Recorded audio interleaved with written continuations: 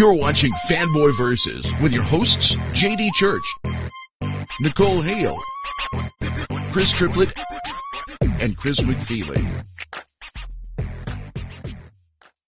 And you are watching Fanboy Versus. I am your host, JD, joined this day by frozen video images of Nicole Hale, Chris Triplett, and Chris McFeely. Welcome, gang. Flattering images, I hope. Hello. That's not bad. You're kind of looking into the screen. Chris Triplett has this great laugh smile thing, and Nicole, I don't know. She's thinking. But anyway, so it's Fanboy versus Superbowl Sunday, as two of the four of us desperately try to get through this show, so they're going to watch the Super Bowl. And since most of you... Today, I didn't even think about it. Super Pro. We should review that. Oh, when that what the comic, Super comic Pro? I have it. I actually have that. Yeah, you should have. I should have. That today. It should be like your. I should have done a retro review. Remind me next year. Next year. And I'll think of it during the show next year. Right, I know, and I'll be like, oh, it's in one of my boxes somewhere. Let's do it next year. Okay, JD, I got a question for you. Okay. You're a Steelers fan like I am, Yes. right? Yes. Yes. Now, who are you rooting for? Are you rooting for the 49ers, who are going to tie if they win with the Steelers, or are you going to root for the enemy? Well, I mean, the way I see it is that, and I'm sure that the Chris's are loving this moment, by the way, and most of our audience. Oh, sports! Yeah, but so, hey, I'll tell you who I'm rooting for. Hey, I'm rooting for the commercials. You know what? At least this is just 5 minutes, all right? I watched Fashion Police day before yesterday, and they tried to have a Super Bowl edition. That was the most painful and awesome train wreck I've ever seen. Okay, a fashion show trying to talk about sports. It was like a sports show trying to talk about fashion. It was insane. Anyway, this is sort of a thing. It's kind of connected. Anyway, not really. Baltimore, because, and I see that, it's they're division rivals, but it's they had to get through us to get there, so it's kind of okay, well, if you're going to get through us, then you better win. It's also because most of my friends that are 49ers friends are arrogant bastards, and I just can't stand to have the 49ers win. So, yeah, and the tying us and things, too, that would suck as well. I don't have a lot of hope for Baltimore. Maybe Ray Lewis could, get some really stabbing blows in, because really there's some strong hits. If he could really kill it out there. I mean, if he could really do well, then maybe. Your point is actually decreasing into negative figures. They weren't that high to begin with. I mean, come on, we're still behind a Toku show, so Don't even get me started. So no, I think it's not a Toku show. I'm hoping Ray Lewis will really slay them. I mean, just figuratively though, not literally kill people, allegedly. Anyway, research that, folks. You'll understand the joke. All right. So anyway, are we done? Can we? Sorry. Anyway, so yes, go Ravens. Go Ravens today. So comic news or news related to comics that is not about comics. I think about the only piece of actual comic-based news that we have from the last 2 weeks even, because we've had all these big announcements and things in the last couple of weeks, so it's quieted down again now, is this, it's something that's happening in DC. It's in April. DC are, I believe it's line-wide. I'm not sure if hang on, okay, let's do this indeed. Right. In April, from DC, gatefold covers! Yay. What? Yeah. Why? And, hand in hand with this is something that they're doing, which is called WTF Certified. Okay.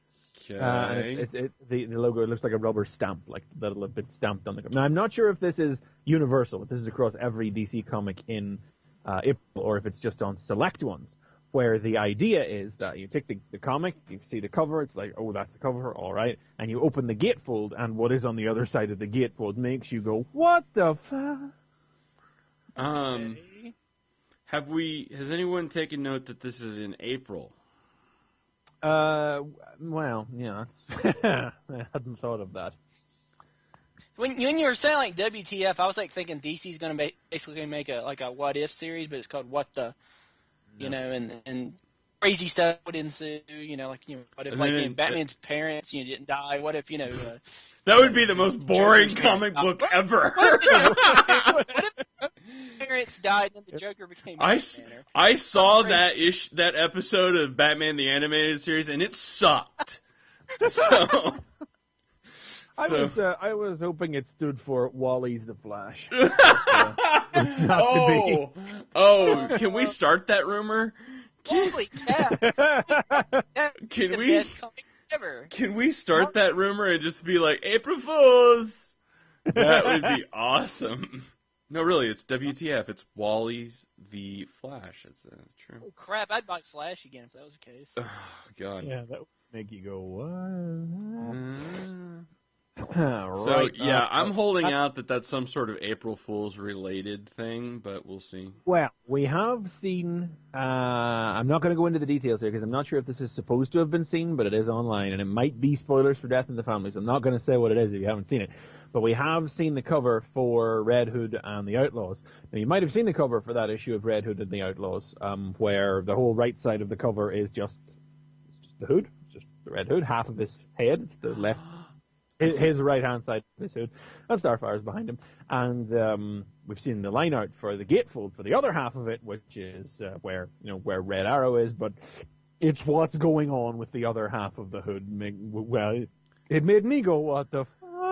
But yeah, I saw that too. Okay, you saw that. I saw I saw a similar image. I think we're talking about. I think we are talking about the same one because he's holding it, right? Is that the one? No, you're thinking of something else again. Yeah, but I think it's the same essence, though. Yeah, but that's, I know what you mean. Yeah, I believe that's the issue after this one. Okay. To the WTF one. Yeah.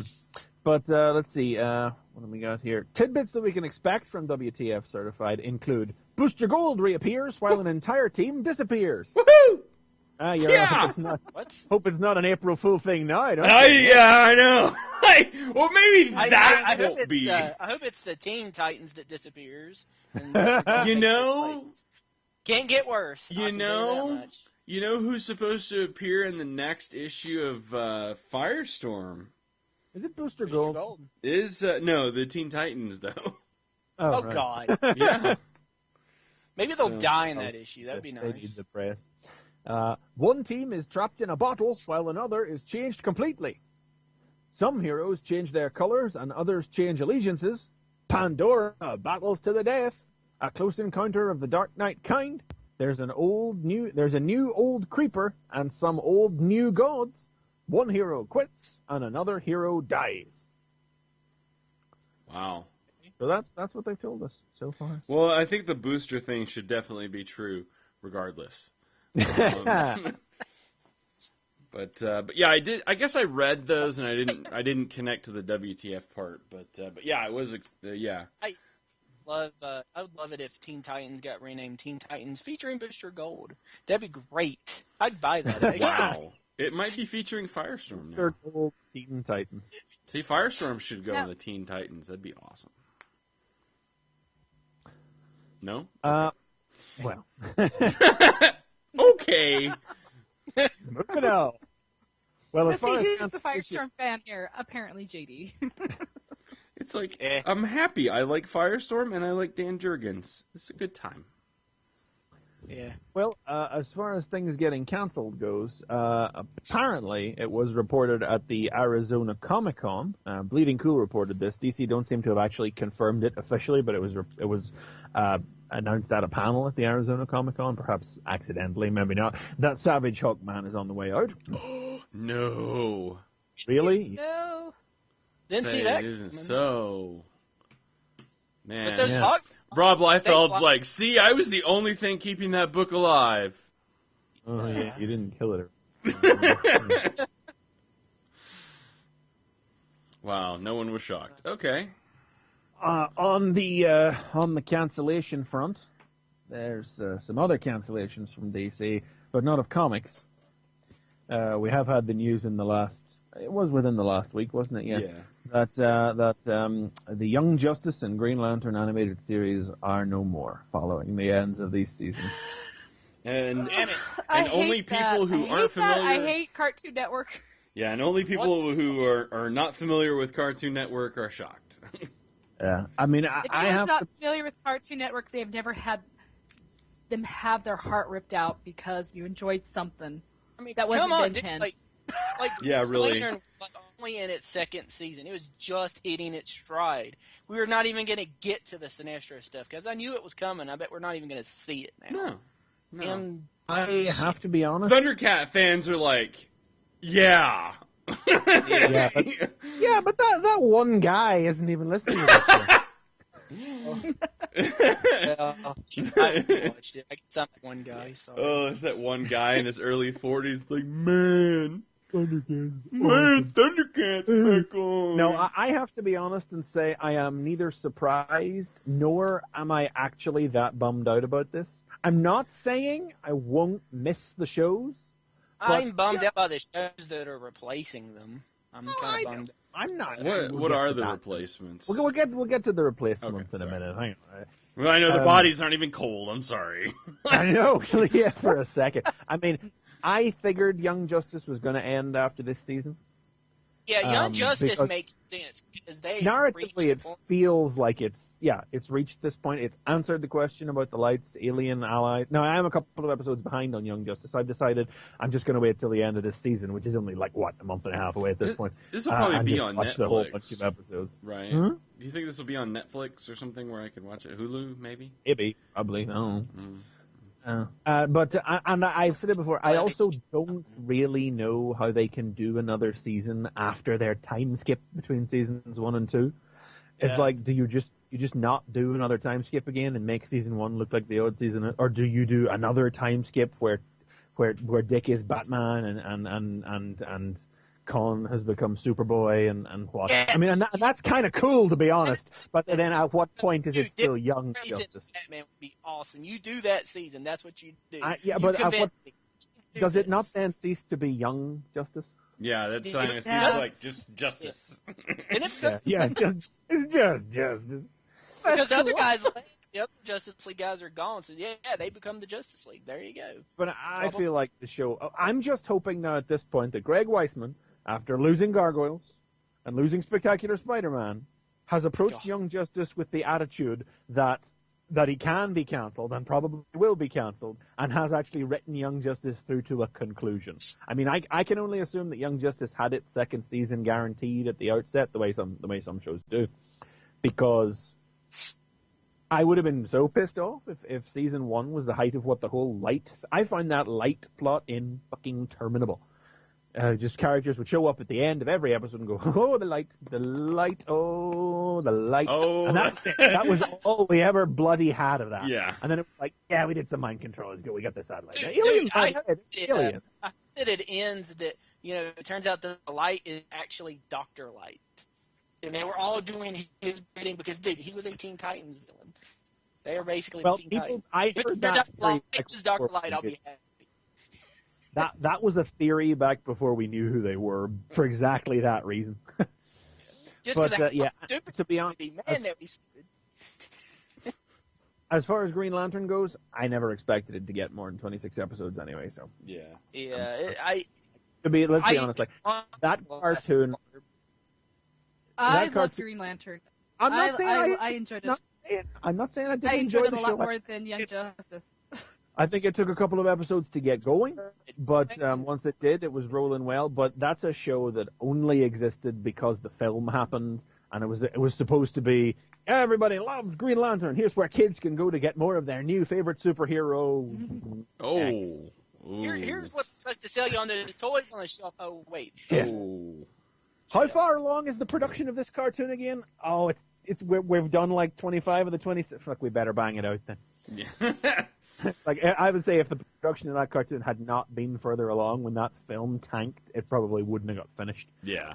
So it did not surprise me in the slightest to hear that this was cancelled. But again, this is the thing. We can't say for Young Justice yet because we haven't got to the end of Young Justice. But looking at Green Lantern was a show that wrapped up with episode 13, essentially. Yeah, season I was amazed by that. They honestly, I figured that was it. Season 1. They're saying it's one season of 26 with 13 episode story arcs. Fair enough, but that just seemed like a complete 13 episode season. And that's something cartoons need to do a bit more of these days. Stop producing multi-season story arcs when you don't have multiple seasons guaranteed. It's like, I am not going to say I'm happy that Thundercats died or anything like that. I wish I knew how it ended. There is a great, I do get a great sense of schadenfreude off it, because I look at it and go, you stupid fucks. You wrote a 52 episode story when you only had 26 episodes guaranteed.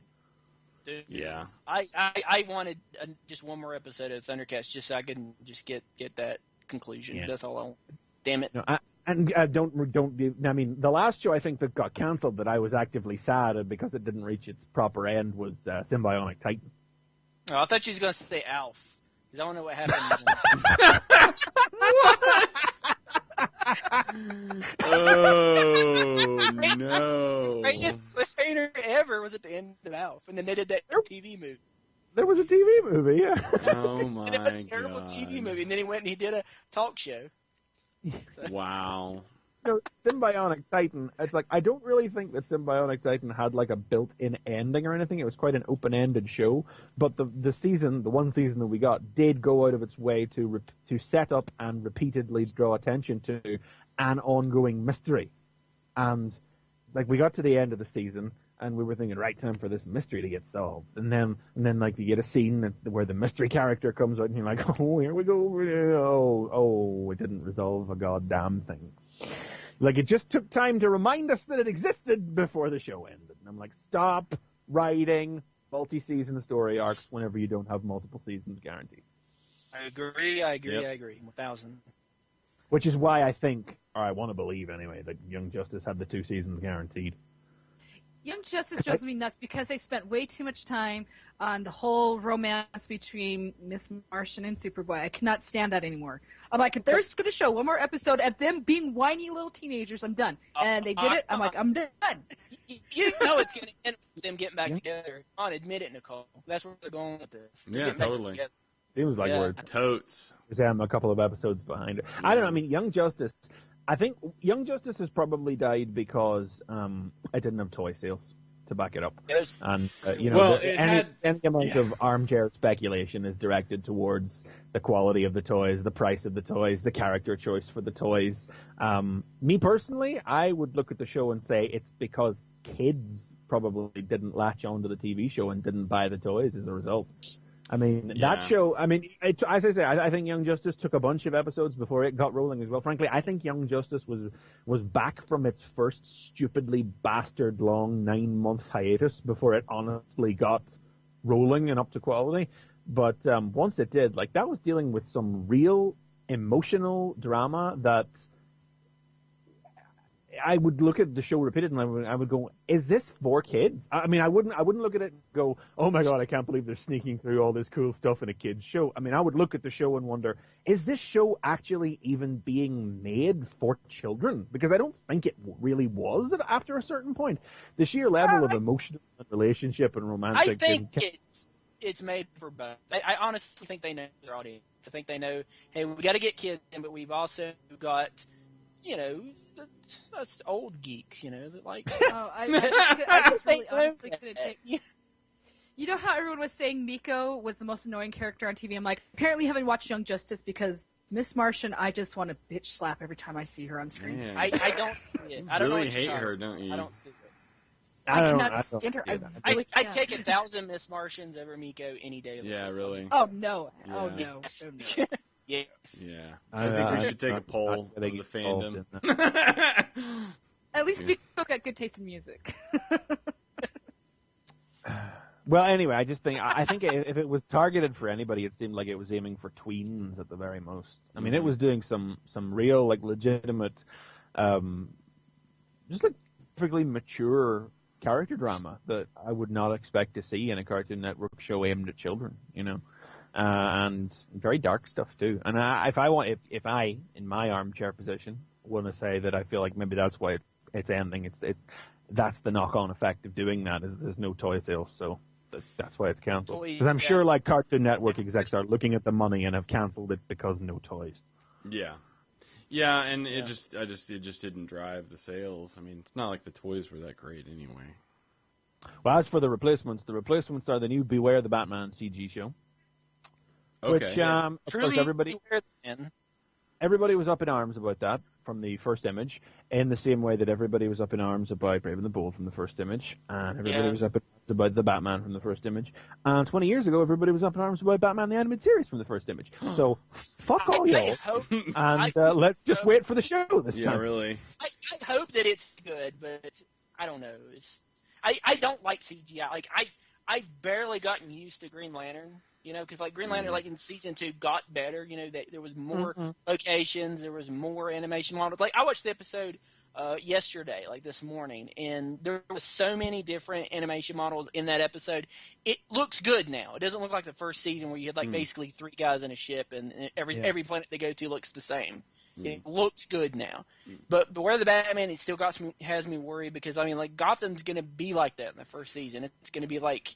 You know, it's going to be Alfred, it's going to be Batman and Katana, and then everybody else is going to be maybe looking like them or the same. But like, what else is there? I mean, with Green Lantern, you've got the Green Lantern Corps, and the fact that the entire story of Green Lantern had to be written around the fact that the Corps essentially could not appear because the CG couldn't do him in season 1. Like, that adversely affected the show. But in Batman, you've got Batman, Alfred, Katana, the villain.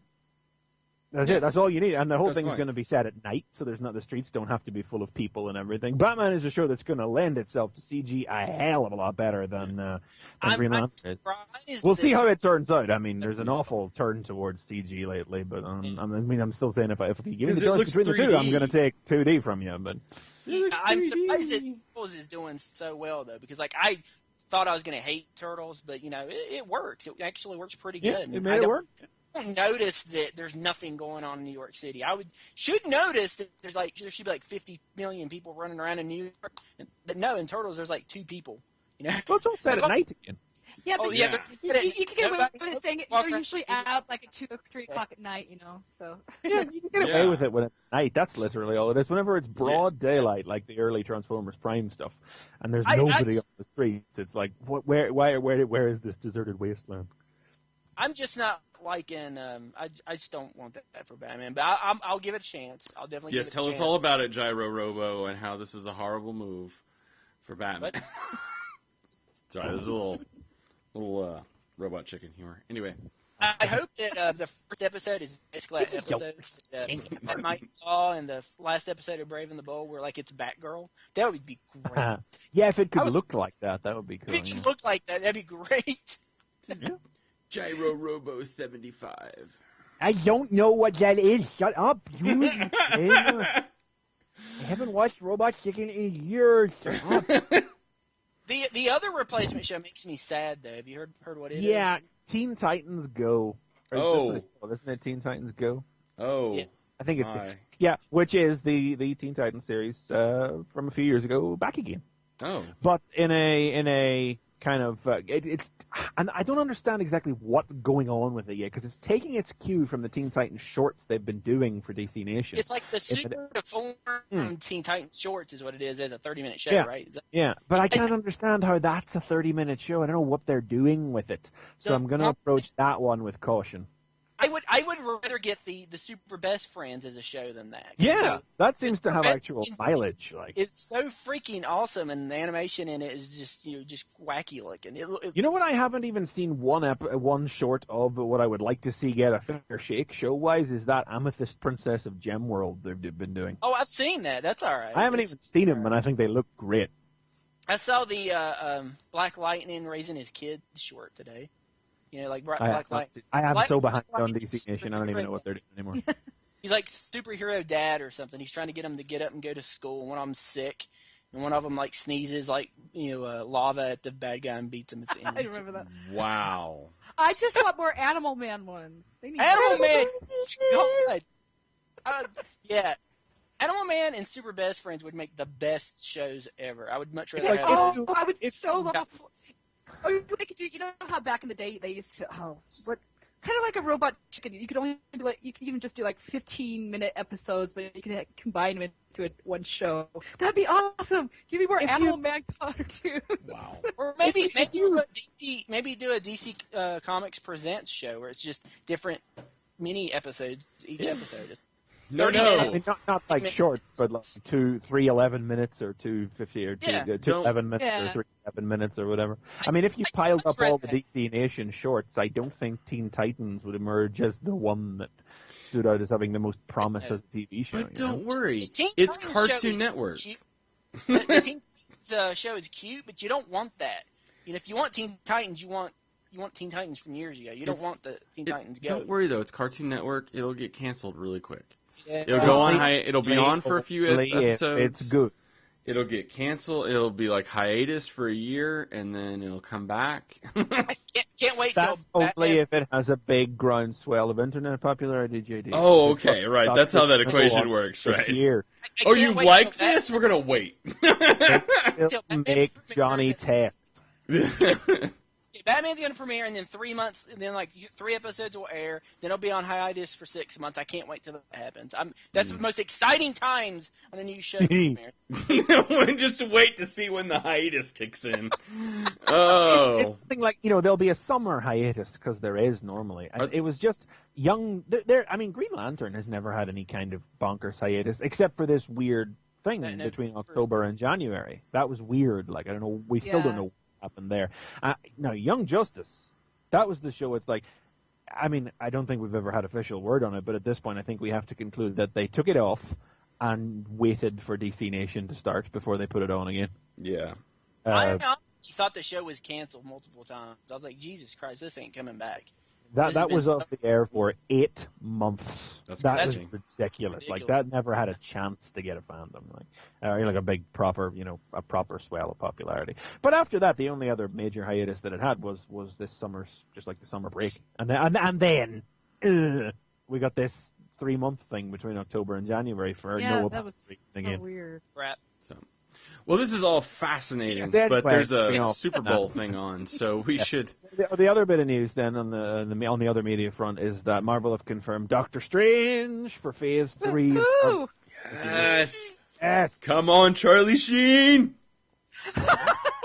I'm holding out. I think we should get Nicolas Cage as Doctor Strange. Oh my God! No more Nicolas Cage. No more. I am tired of that. He is like the Black Hammer. How many movies has Nicolas he been? Cage with a fake mustache, black hair. How many movies, comic book related, has he been cast in? Oh my God! The only thing that has worked is Ghost Rider because no one cares. But like he destroyed Superman. No. Okay, no. All right. So Nicolas Cage isn't Doctor Strange. Nicolas Cage is Hank Pym in Avengers 2. I don't think that Nick Cage can afford to be any more comic book characters because he just thought he was going to play Superman and like blew his all his money on like Superman comics. I mean, he did the same thing with Ghost Rider, but that only cost like $300. So.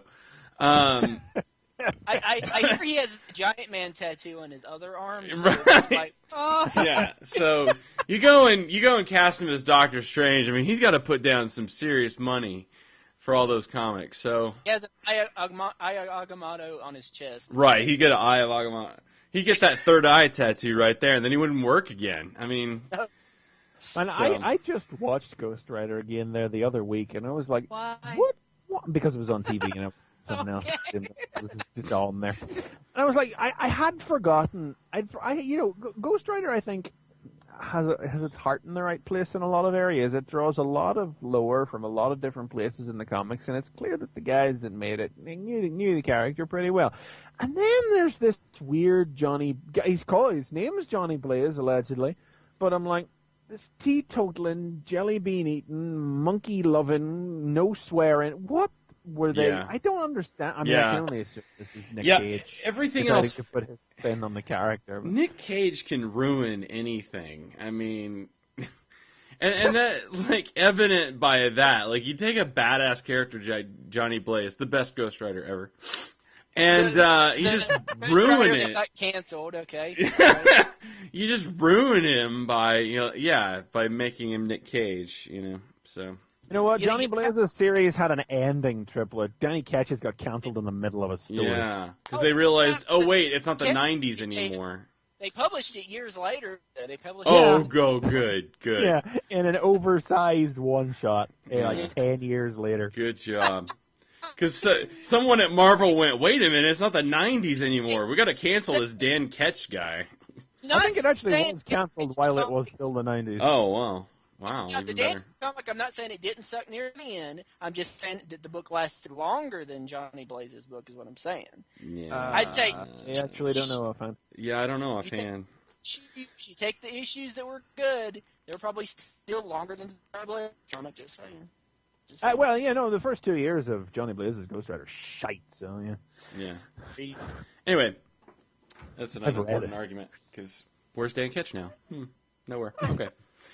Dan Ketch has been around. He was in the last series, not the one with the girl, but the other one before that. Oh, and he had a mini series, and he's like a blue Ghost Rider now instead of an orange Ghost Rider. Oh wow, that's fantastic. Yeah, I can into that. Yeah. All right. So then, is there anything else that's been canceled that we should discuss? I can't think of anything. Okay, good. All right then, let us move on to this week and some of last week's comics. Not much, I don't think, that we're talking about from last week. A few. Actually, we're making Chris McFeely talk about all stuff from last week because there was one thing that we have to. Last week, this week wasn't that good for me. So, this week was okay. Short, man. Good all around. I think the last 2 weeks for me. All right then, Chris Triplett, start us off. Yes. Just a quick little mention of Punisher Warzone number 4. No one buys Punisher. I don't know why you're. No, I'm just kidding. Huh? Shut up. Dude, there was a sale on Comixology Friday, I think, that had the first 10 issues of Gregor's Punisher series, 99 cents an issue. My God, that was a good sale. Wow, that would have been great. Yeah, because it's a good book. And this is basically just the ending of Greg Rucka's run in a miniseries. We'll just continue on the stuff. The Avengers are hunting down Punisher. And they basically come to the idea that Punisher's partner, Sergeant Cole Ives, is on trial to be for the murders basically that Punisher did. And so she's about to be sentenced, and they decide that he's going to come and get her. He's going to rescue her because she's going to get the death penalty. Everybody says she's going to get it, and it's pretty much the Avengers setting up a kind of like a sting operation to catch the Punisher. And it has a great ending, and I don't want to spoil it, and then I just wanted to mention that the book is still awesome, but my God, the end of it, it's like, oh crap, I want to tell you guys so much, but I don't want to spoil it, because that's like the best part. Okay. Did you read it? McFeely, are you reading it? I'm keeping an eye on it. I'm not reading it too closely, but I am keeping abreast of what's going on in it. Yeah, but basically Punisher plays them in... He plays them so very well, and in the last couple of pages, it's great. It's just totally read this book. It's the last good Punisher you're ever going to get because, dude, once Greg Rucka's stuff's gone, I'm sorry. I'm so sorry for the Punisher. They haven't even got anything else announced. That's the crazy thing. There's been no Marvel Now Punisher #1 announced yet. It's like Thunderbolts, and that's it, and that's going to be crap. I don't want that. That's all you need. Nobody wants that. Nobody wants any of that. Gail Simone comes to Marvel. Gail Simone does Punisher now. Marvel gets my money. I mean, that's how it works. If they want my money, they need to do that. Yeah. Otherwise, but Superior Spider-Man #2. That's gonna be like my recommendation for this week. And we're not gonna make it on the show because it was an okay book. It wasn't the best issue of Spider-Man so far, but it's neat that basically it's neat and a little creepy that. The whole issue is basically Otto trying to, bed MJ. Bed. Wow. I opt for woo, personally. Man, it's like, pick your decade here. Bed, 1960s. Woo, 1950s. I'm trying to be respectful, but, it's coming off as trash. But Bone, 1980s. okay, you're still, like, trying to swoon MJ, but, like, I can't really say that he Macarena, 1990. can't really get what you're saying. I don't know what Shag. Shag is like early 2000s, right? Okay, I can't really agree with what you're saying, because when you get to the page where, like, he realizes that he's failed, he's lost MJ, what does he do? He goes to Peter Parker's memories, Peter Parker making out with MJ multiple times, and I'm thinking, God, Otto is such a creepy bastard at this point. You know, it's just... And they did everything but show him, like, wipe off, you know, in that sequence. Oh, no. Oh, man, I didn't even need that in I mean, like, when this series was announced, when we read Amazing Spider-Man 700, I did not think they were going to be like, just basically the mission statement is Otto is just a dick. You know, he's an asshole. But that's what they're doing. I thought it would be a little bit more of a gray area that, you know, oh, maybe he's actually going to try to be a good person. He's still a hero, but it's like he's a hero because he wants the credit. You know, it's like, oh, I just want everybody to, you know, talk about how awesome I am. I want to be the man. I want to basically prove that I can run Peter Parker's life better. And it's a very different book than what I was expecting. I mean, it's not that I don't like it, but it's not at all what I was expecting. You guys were talking about Ghost It's got Peter. some work to do for me. Like, I'm not real keen on the Peter Ghost thing. I still really like it, and I like that Peter, he's not to the point that he's really, you know, affecting much of what Otto's doing. Like, of course, you know, occasionally he'll stop him from, like, beating some dude to death, or he'll, like, you know, get him to maybe save somebody where Otto might not even give a second thought on it. But it's more like he's providing commentary on how Otto is just screwing everything up. And I kind of like that. I like that he's, oh, you know, don't do it. Don't do it. Oh, don't go to those memories, you bastard, Otto. I mean, Don't go up that chair! Don't go in there, it's dark! I think my problem with it is, like, I think I got excited about reading a Spider-Man book starring, like, Doc Ock, like, trying to, you know, make his way through this hero's world with a villain mentality. And, yeah, that's happening, but that's happening along with this, you know, ghostly figure of Peter going, no, yeah, no, yeah, no. And it's like, I mean, I don't really need Peter's commentary hanging out saying the same things that I'm thinking throughout the issue, because that tends to be what's, you know, happening. Yeah, because, like, my whole idea for the comic was going to be, can Otto Octavius be a hero? I thought that was the mission statement of this comic. You know, because at the end of Amazing Spider-Man, it seemed like that's where they were going with it. Can this guy who's always tried to be evil, tried to do horrible things, now be a hero? Can he, like, would he want to be a hero and all this? And I thought we'd have all these questions that could be answered and could be explored. But it's like from the beginning, it's like, yeah, I'm going to be a hero, but I'm going to make myself look good, and I'm going to do it better than Peter Parker because I can. Sure, and I'm fine with that. Like, that still can be there.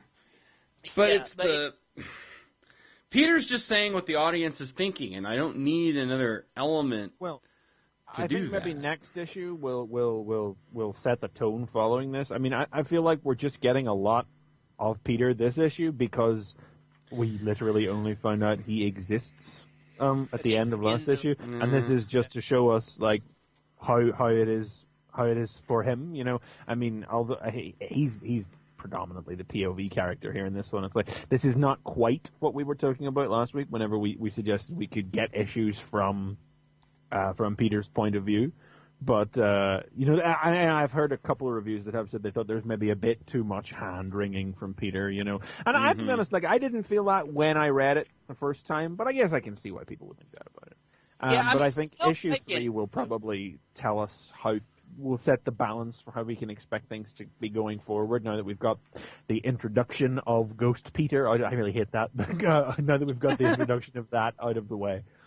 I mean, there's still things I love in here, like the spider bots that automate, of which I love too that in the lab he's wearing, like, the goggles. Yeah. I mean, that's just like, just a great element, and that he has the living brain as a lab assistant. Living brain!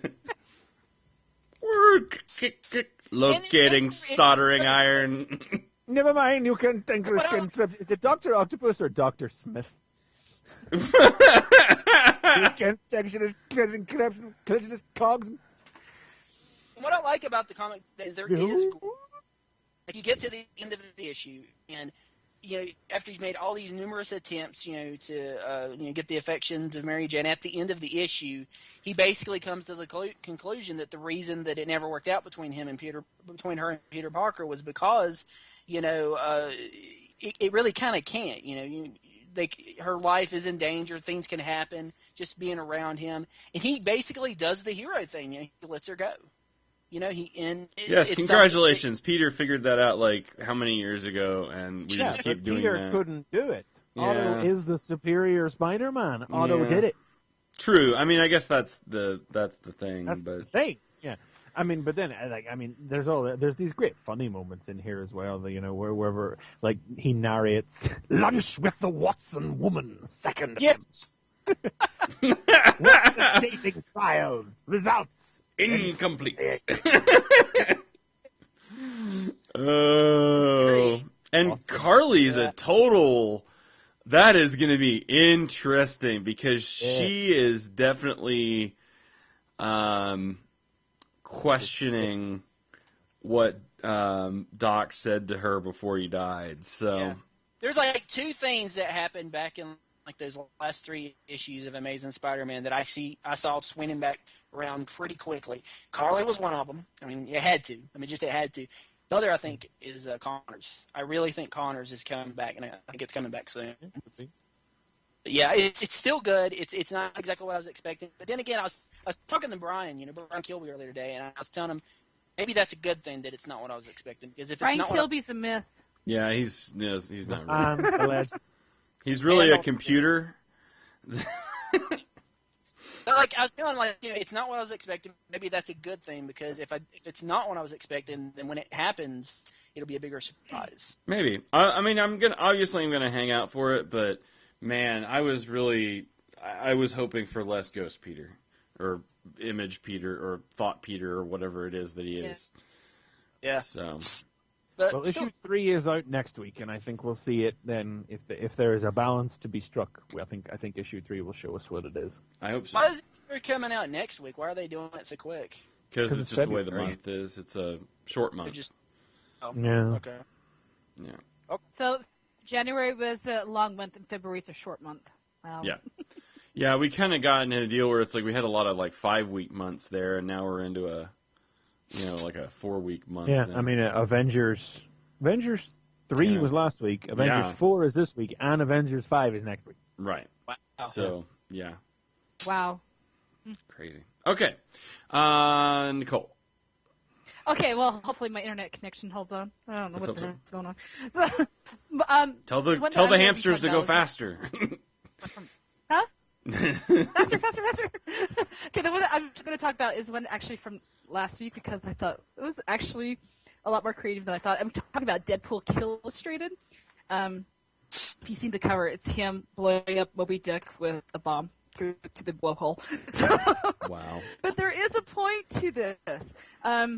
Wade is sick of being immortal. Basically, when you see the first pages, he's gone through pretty much every universe and killed every superhero just because that's what he does. Important context. This actually is a sequel to the Deadpool Kills the Marvel Universe miniseries from last year. Okay, yeah, that's in which Deadpool kills everyone in the universe. Basically, Deadpool gets brain fiddled by the Psycho Man, and Daniel Way's 2 talking caption boxes are destroyed by a third evil red caption box that tells Deadpool to go and kill everybody and everything. Wow. Which was kind of fun. That was kind of fun. That's true. Thank you. And then, he killed everybody in the universe, everyone on Earth. And then he decided to start hopping through other universes and killing everybody. And that is where we pick him up at the start of Killistrated. That's important. Yep, that's true. And so he's sick of it. And so basically the point is that he figures out in order for him to die, he's not even supposed to be created. So he goes back into the world of the classic writers and kills off those heroes. When, of course, he starts off with Moby Dick. And then he goes into other storylines, and he figures out that he just has to go through these classics. And so, we got Man of La Mancha here. And what else do we got? I mean, just tons of different stories, and it's just basically continuing on. Next week, I think it's coming out with Tom Sawyer. So is it next week or the week after? Yeah. So basically, he's got to go through these different universes of the classic stories. Yeah. So I found it very entertaining and very creative. How I'm like, how are they going to do this? What's the purpose of him going through these classic tales and killing off people? But now it has a point, so I'm like, oh, that's kind of cool. So yeah, it's what, 4 issues? It's a little miniseries. Yeah, 4, yeah. So. Well, I have to I offer a counterpoint on this one, because I just found this thing joyless awfulness. I really hated this. Wow. Joyless. Wrapped up in an idea that it literally, it's half the issue is actually spent explaining the idea of why killing these famous literary characters will recursively kill all the Marvel universes all at once simultaneously, because they are their literary progenitors in the idea-verse and all this desperately. Whoa. Yeah. I would think if he wants to kill the Marvel universe, why don't you just leap out of the comic and kill the creator? Well, he wound up in right. that was how Deadpool Kills the Marvel Universe ended. He did wind up in a universe which had a Marvel comics in it, and he killed them all. But he didn't. He found out it wasn't enough. Blew up the Right, he killed Deadpool. He's not being quite as indirect in the course of these stories. This is real personal knife through the eye socket kind of affair. If I was seeing this kind of high concept in a Jonathan Hickman comic or a Grant Morrison comic, I really wouldn't blink at it. But this is supposed to be a dumb, fun 4-issue miniseries where Deadpool, blows up literary figures, and it's just a real tonal thing. And then when he actually gets down to it, it is literally nothing more than goes to literary era, kills character while making most obvious historical literary based joke possible, move on to next scenario. I just thought it was I liked it. I thought it was fun. It's by Cullen Bunn, who's normally good, but for me, and I mean I'm just offering a counterpoint on this one. We don't often have no problem. We don't disagree about so much, but I really fucking hated this. I was really let down. Really? Yeah.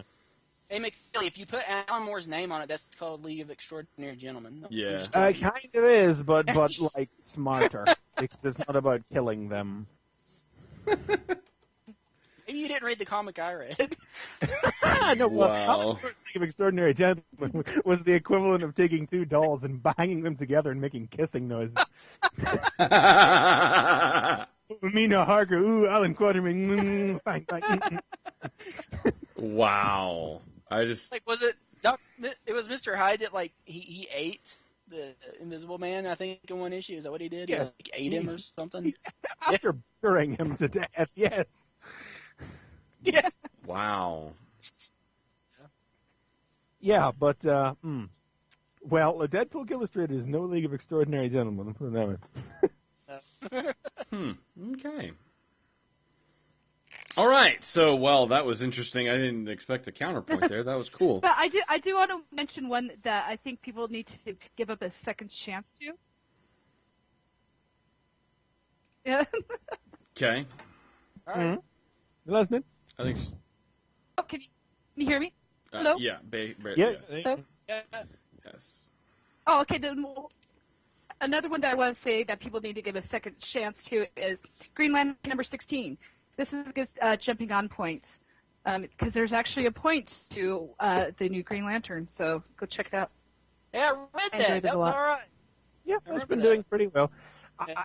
It annoys me on some level that it seems like the only way they could think to introduce a Muslim character to the audience was through perhaps some of the most offensive stereotypes possible, and then grow him from that into being a viable character. But they have done that, and I think the guy's got legs. There's viability to the character. I really am starting to like this Green Lantern because I want to see where he goes with this.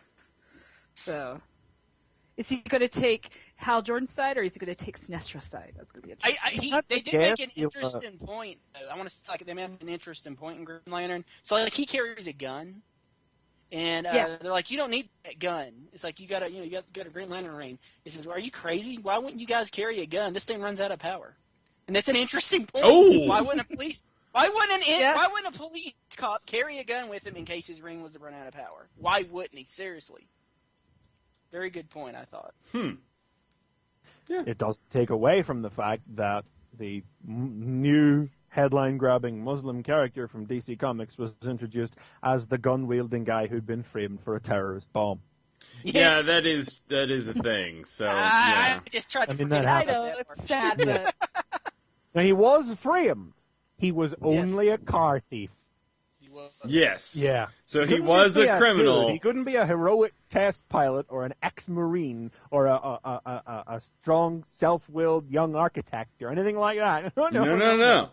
Car thief, blamed for being a terrorist. Well, the ring was kind of erroring, Yes, at the time. At the time. But it actually chose well. I wouldn't be too surprised if he died during the Trinity War so Hal could come back. Shock.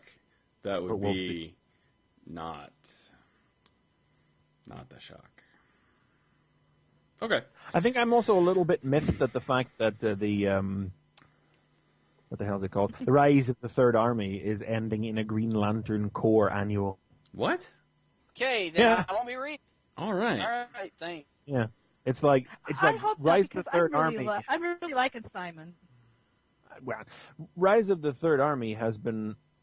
They were very vague about it at the start, and I made the guess that it was going to be a theme across the 3 books rather than say Sinestro Corps or the War of the Green Lanterns, where part 1 was in Green Lantern, part 2 was in Green Lantern Corps, etc., etc. But if you want to see what happens to the Guardians and the Third Army, you got to go and get Green Lantern Corps annual. That's crap. And then the story leads directly into this. What's it called? Rise of the... No, it's not called Rise. Wrath of the First Lantern as well. Yeah. That's the next thing. And that kicks off in the next issue of Green Lantern, Okay. I don't get really, we're getting another huge cosmology Green Lantern story that's not about the characters. It's about the cosmology again, really. Yeah. You can dial it back, Jeff. Can we just do some Green Lantern stuff? Yeah. Does it have to be all of this epic political nonsense? Can't we just get a Green Lantern story? Can't we just get Green Lantern punching something? Can't we just get Green Lantern making a big baseball bat and hitting somebody? Yeah. Remember when that used to happen in Green Lantern? Remember when Green Lantern used to a thing would show up and he would have to fight it? Remember then that happened and it wasn't about make a big boxing glove and hit it. Yeah, and hit it. Remember when that was the case instead of being a big universal political drama about who's watching the Watchers and the interplay of characters, the conflicting. Yeah, remember? God, you remember when we used to love comics and not bitch about them all the time? Man, that was good. Well, we haven't had a Transformers comic out for a while. So. Oh, well, there you go. Actually, I liked... there is something I liked. Segue. So, issue 7 of Hawkeye came out this week. And, Hawkeye. And it does feature the Hawkeye guy, who's they call Grills. And we actually learned his name in this issue, which is Gil. So there you go. Okay. So nice. Grill's name is Gil. Anyway, this is the Hurricane. Which is short for Gilbert, right? Right. It is short for Gilbert. So this is the Hurricane Sandy issue. Do not quote me on this, but I think this is the issue that Fraction was donating his pay for Hurricane Sandy relief. Don't quote me on that. I think it was this issue. I know there was some issue. It may have been 6, but I seem to think it was this. Now, this issue is where 2 artists attempt to copy David Asia's art. And, do they? I didn't actually realize it wasn't by him. Yeah. Except for the second strip. I The second didn't realize the first strip was by him. the second strip Yeah. makes it a lot more apparent, but the first one is actually pretty good. There's a few things I can go, that's not quite how David would do that, but Who is it? Who does it? it is Steve Lieber and Jesse Ham. So, I have no idea. Anyway, so yeah, the first issue is the way it's kind of. Just to interrupt you real quick, you are right, because I am reading an article on it that says series writer donating the profits to help Superstorm victims. So Cool. I think that is the issue. I you're thought talking so as about. well. So that's Yeah. another great reason to get this issue. Yeah. Because 10 cents of every issue, or whatever that works out to, whatever it is. I might make that be the first issue of Hawkeye then, There just you go. because of that. I mean, and there's not a ton of like back. It is a very self-contained story, but basically, there's 2 stories in here. One is based around Clint, and the other is based around Kate. So you get kind of 2 different perspectives. Clint ends up going out to Queens to help rescue Grill's dad, and that's kind of a touching story. It ends up working out in the end, and it's great the way this segues because. At the end, they're like on this, rowboat, like, rowing down the street. And they're like talking about how crazy this all is. And Clint's like, "You think that's crazy? I know someone that went to a wedding in Jersey today." And so it's like a little bit of a cut back in time to Kate, like going to this like engagement party in Jersey during the night of the hurricane. And so it's more. This second story is more centered around her, and her doing some rescue stuff. It's just a nice, it's a very typical sort of post New York tragedy kind of comic, but it's done in the typical, really well done Fraction way. And like I said, the first artist does a really great job of copying Asia's art. The second, not so much, but it's still very readable and very nice. So I think you should get it, like I said, just because it is helping out Hurricane Sandy victims as well. And it's, like I said, even if the art is kind of, it's still a good, fun story. It's still good, fun Hawkeye stuff. Okay. You can't not say it. Yeah, I know. I say it all the time now. I'm Hawkeye. I go pick it up. It's like, hey, it's my issue of Hawkeye. Hey. Hawkeye or Hawkeye? talking Yeah, about? Hawkeye. Yeah. Like in Hawkeye. MASH. Okay. Hawkeye. Yeah. Clint even tries to tell Grill, he's like, maybe you should keep that low key because, if they know I own an apartment building, people might come after you guys. He's like, oh yeah, I got you, Hawkeye, no problem. Nice. Thanks, Grills. What I read that was cool this week was that now, I don't know if it's because it's the Sandy issue or not, but this issue of Hawkeye is charting really highly digitally. I would imagine so. It is in like top 5s and top 3s of different countries' digital sales, like from Comixology, all around the world. It also helps that Hawkeye is awesome. Yeah, that's it. cool. It's just really nice to see a comic succeeding off of word of mouth and not hype. It would kind of ruin it because some of it is really it's not all in the art. It's just the way it's written. But like this could be a fun TV show. If you wanted to make an attempt at doing like a 30-minute, adventure sitcom, this would be it. Yes. Arrow is doing really well for CW, so ABC needs to make Hawkeye. They need to pick up this a 30-minute weekly, comedy Forget 30 adventure. minutes, dude. An hour. I think you can make an hour of it. I don't want to do a whole hour. That's the whole thing. It's like I want to push it. keep a nice, compact little story that's fun. Well, I just realized, you mentioned Arrow, that was a bit of news we actually missed, was the news that the Deathstroke? Amazon does not appear to be proceeding to pilot yeah, that's right. No, I would like to believe that is because their outline for it was entirely too close to Themyscira High, and they had to retool it. They felt concerned about the copyright issue. Come on, Yeah. we would let them have it for not much money. Totes, I could see Not that. too much, no. Yeah. God, I had want to happen. Themyscira High so bad. Yeah. That show sounded excellent. Really That would good. have been my Excellently favorite. terrible.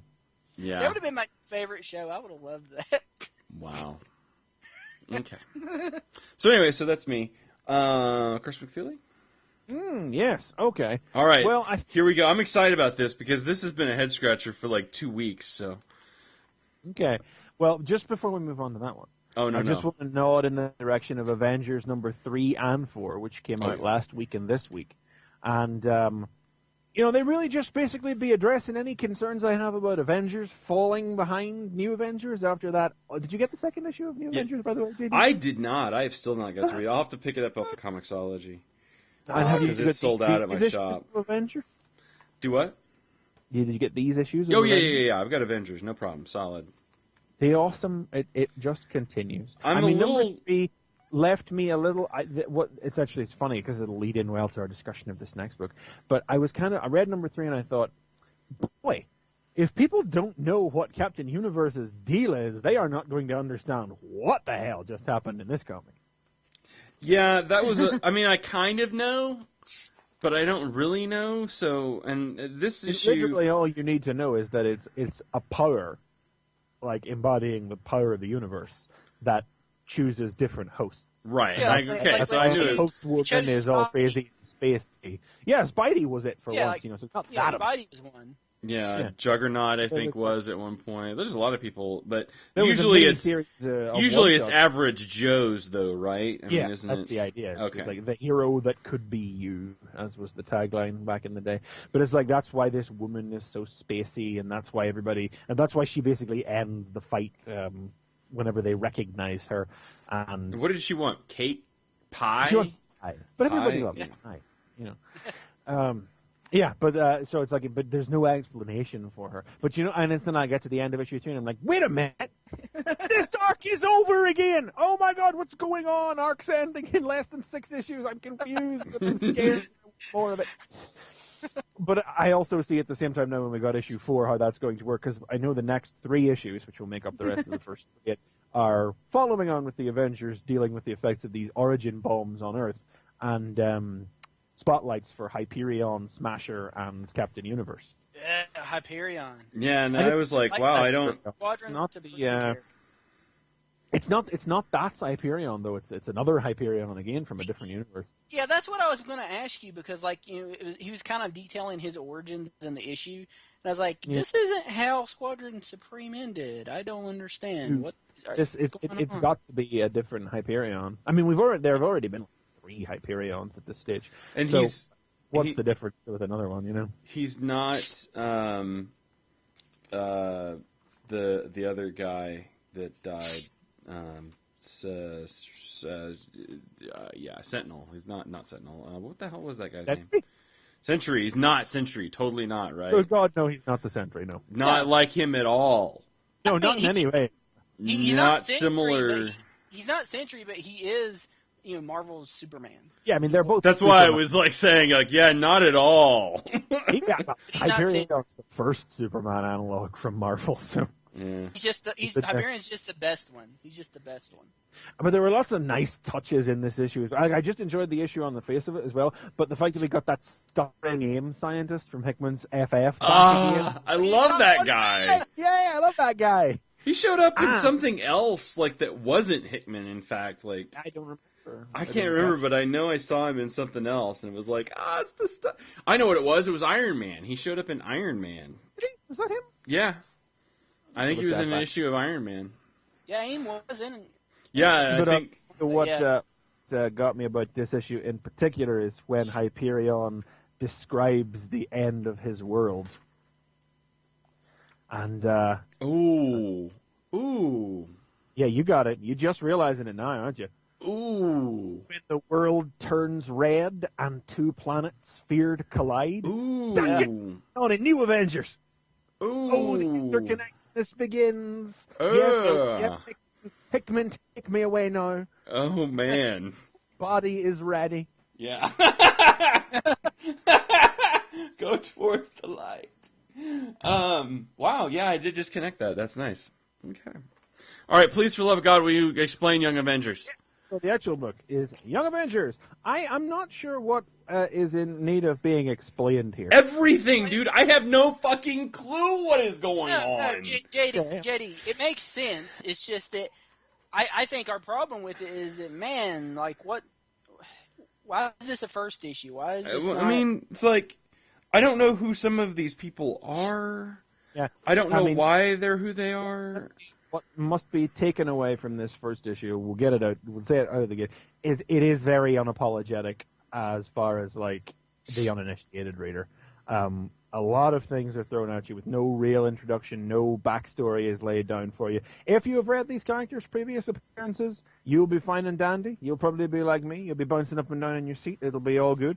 If you have never heard of these guys, it does not service you. It does not explain to you who and what these characters are. Why is Kate shagging a not Captain Marvel in space? Well, why not, frankly? Well, I mean, it's awesome and all, but... Yeah, look at the dude! Yow! Yeah, I mean, no. I'm there. It's just like, I was like, oh, well, that's great. Why? It does seem a little odd to me that she appears to be going to be a character in this as well as in Hawkeye. I mean, I don't know if she's going to be taken away from the Hawkeye book or anything to be in this. It seems odd that she has this going on over here and then she's just living in Hawkeye's bedsit over in Hawkeye. Yeah. But they have just, I mean, they have done what young people do. Young single people do. They've hooked up at a party and they have boinked. That's all there is to it. She doesn't even know his name at the start of the thing, like. That really is all there is to it. Like, there's okay. I just felt like I missed something because I don't even know. I get, and that's what I'm saying. Like, this character hasn't even crossed my path before. So, I mean, and that's okay. I mean, that's not their fault, Well, I mean, I think as far as that scene goes, that's really the intention. She doesn't even know what's happening. She wakes up. She knows she's not in her own bed. She doesn't know where she is. She don't even remember his name. She just. Well, okay, but here's the other thing for the. Another thing for, like, the uninitiative is, like, picking it up. It's like, I wouldn't have realized this was Kate if I didn't know her from Hawkeye, so... Well, we get told her name, so... Well, yeah, but I'm saying I wouldn't realize it was Hawkeye Kate, you know what I mean? That's... Well, okay, but, I mean, what if you didn't? If you're not reading Hawkeye, what if you don't know? Because I don't know why she's an adventurer. I don't know who she... Anyway, that's fine. It's a minor point. Okay, that's fair enough, but it's like you just happen to associate that character more with Hawkeye, but she's been with Hawkeye for 7 issues. She's been a member of the Young Avengers for 8 years, so... Yeah, but that's what I'm saying, like, I haven't read Young Avengers. I mean, I haven't read, like, that stuff. What I'm saying is I'm coming in... Like, let's say that I was coming into this from Loki. Okay. Like, let's say that I was coming in this from Journey into Mystery. Right. I have no idea who these people are, which is really how I'm coming into it. Yeah. So I don't have... Yeah, I mean, like, I know who some of these characters are, just like crossovers and some books and stuff. I've never read any issues in Avengers. But, like, my problem with the book wasn't so much what you're saying. It's like, oh, I don't know who these characters are. It doesn't do a good job explaining it. My problem is like, what is the mission? Like, exactly. Well, and I think that's more to my point. Or something like it seems like I've got like maybe only part of a story that doesn't explain why I bought the first issue. I just want to know. And maybe it's in the title. The title is style over substance. So maybe maybe there is something to that. So well, I mean, Gillen has explained what the direction for this is. Well, I mean, we have our kind of villain established in this issue. We have got our sub-mystery going on with whatever it is that Loki needs to do. We don't know what he's trying to do. All we know is that he's trying to stop Wiccan, something is going on. Loki needs to stop Wiccan for some reason. That's our core mystery. Miss America has had a disagreement with Loki following the number 0 issue, essentially, of this from the Marvel Now .1. And that's that. And, I mean, beyond that, the mission statement of the book is well, if you read the letters page in the back here, Gillen quite plainly explains what it is, and it is fairly obvious from the thing, is that Heinberg's Young Avengers was about being 16. It was about being young and desperately wanting to be an adult and to take on the mantles of these heroes and their seniors. And that what you're like at age 16, that desperate rush towards adulthood, that you desperately want the responsibilities and that everybody tells you you're not old enough for, and etc. Where Gillen's outlook for this book is that this is the superhero equivalent of being 18. Suddenly, all of a sudden, when you weren't looking, you suddenly have become classified as an adult. Those people you used to look up to are now suddenly your peers, and you're clapped with a whole load of responsibility that you thought you wanted, but you're not really ready for at all. And that's what this is. I mean, he describes it as being, I actually happened to read this in an interview with him before this issue came out, which was a comic created by people in their 30s for people in their 20s to create nostalgia for when they were 18. Wow. Okay, but I guess, okay. I mean, I'm not, like I said, it just didn't set itself up to me in such a way that was like, if you didn't know what was going on with these characters previously, there would be. No, I will absolutely not disagree with that. Yeah. I mean, we have this we lay out, Hulkling and Wiccan's relationship very well, and I love the fact that they. That's the best part of this book. Wonderfully matter of factly, but at no point, for instance, is it explained what Wiccan's powers are, for example. So you're not going to be, if you don't know that he is a magic user. You know what, and that he has to repeat over and over what it is. I kind of gathered that he was a magic user since his name was Wiccan. Wiccan, yeah. I mean, I kind of, Yeah. But if you don't know how he uses his powers and everything, and right? If you don't, I mean, they never actually spell out what the circumstances of Hulkling's mother's death were. Right. So they describe it offhandedly, but they never give you the actual details on what happens or who she is. I mean, important fact. That's a Skrull. His mom's a Skrull. Yeah, I get that. That is not. My problem with the book was that it's a team book, but it doesn't feel like a team book. It feels like it's like Hulkling and Wiccan guest starring Loki, and whoever else just happens to show up. You know what I mean? Well, the only it's like they have who are going to be in the book they've are not established. They've never not established that there's a team. And I know that's coming. That's I mean, I'm okay with that. I mean, obviously that the team is going to come together. The team will come together. That's fine. I mean, Wiccan and Hulkling are already together. Loki and Miss America are satellites on the edge of their story. The only thing that's not actually directly connected into that is Novar and Kate's story. And, we've got Skrulls attacking them at the very start here, and Novar is of the Kree Empire. And, I don't know I can't remember if it's specifically mentioned in here. Teddy, Hulkling, Captain Marvel is his dad. He is the son of Captain Marvel by a Skrull princess. So no way. I guess my problem that is going to that it's part one of a graphic novel, and I hate that. I don't really feel like it is part one of a graphic novel. Well, what I'm saying is it's not come together yet. I assume by the end of this story, if it's 3 issues, 4 issues, whatever, hey, now they're Young Avengers. Now they're doing whatever it is they're doing. But in this issue, it's doesn't necessarily be a graphic novel. This issue has a beginning, a middle, an end, and a cliffhanger. That has a rather nasty swerve on the last page. And as I say, it's not like the first issue of Justice League, which I think is probably still the most egregious culprit of that kind of writing in the last 2 years. Where it just sort of no, tell a lie. Avengers Assemble #1 is the worst thing there, where it just stopped suddenly at the end of the comic. This is very much paced as a single issue. But even at that, it still was like and like I said, I'm not knocking it. I'm going to hang on for it. I mean, I'm at least going to read the second issue. I'm going to play it out at least until this story concludes. At least. Because Yeah. I am interested. I want to see what's going on with the mom. That is interesting. That's screwed up, is what that is. That's just screwed up. But I assumed that maybe that would have made more sense if I had read more Young Avengers comics. Like maybe at the end I was like, oh, okay, maybe I should have read Young Avengers, and this makes sense. Yeah, I kind of as with Avengers #3, I did come away from the comic thinking that did not help anybody who doesn't know what Young Avengers is, and I think that hopefully this comic will be pulling in an audience of people who may not be familiar with Young Avengers, whether it is off the back of Journey into Mystery, as you say, or whether it's just people coming in and checking it out as of Marvel Now, or whether or not it gets some press because of its wonderfully matter-of-fact treatment of a gay relationship.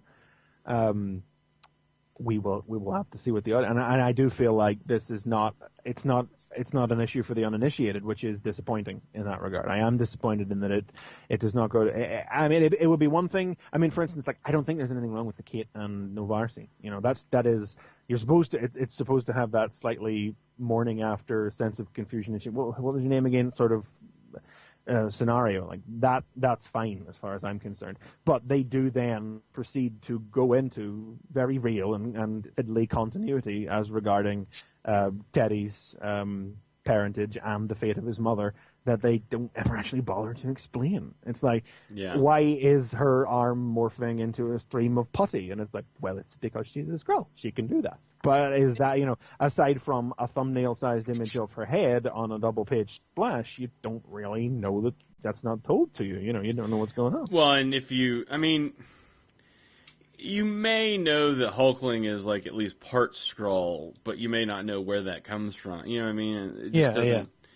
Yeah, and that I think that's, like I said, that's like the only thing that just kind of threw me off is there's a couple of things. It's like, is this something new?